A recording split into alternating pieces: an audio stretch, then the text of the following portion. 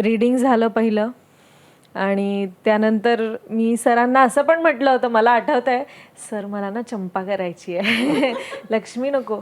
ते म्हणाले तुला कळत नाही आहे त्या लक्ष्मीमध्ये किती दम आहे, ते तुला अजून कळत नाही आहे. आणि मला खरंच कळत नव्हतं.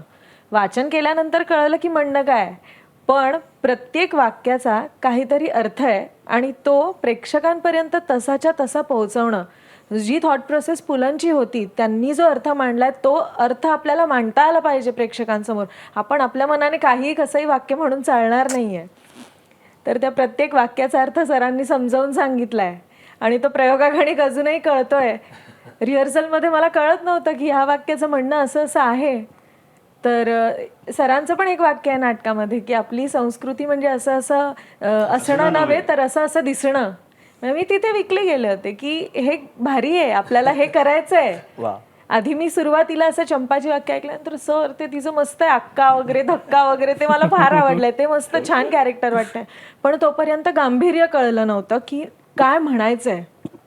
पण आता जेव्हा प्रयोगागणिक कळतं आणि या नाटकाचा इम्पॅक्ट काय होऊ शकतो लोकांवर, आणि लोकांना प्रत्येक व्यक्तीला माहिती असतं की आपण कसे आहोत, आतून कसे आहोत, बाहेरून कसे आहोत.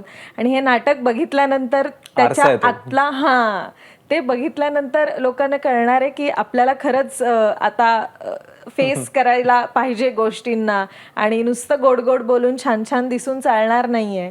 तर ते हे नाटक आहे. आणि भाषेचं तर मी मगाशी म्हणाले, जिभेचे तुकडे पडलेत रिहर्सल करताना.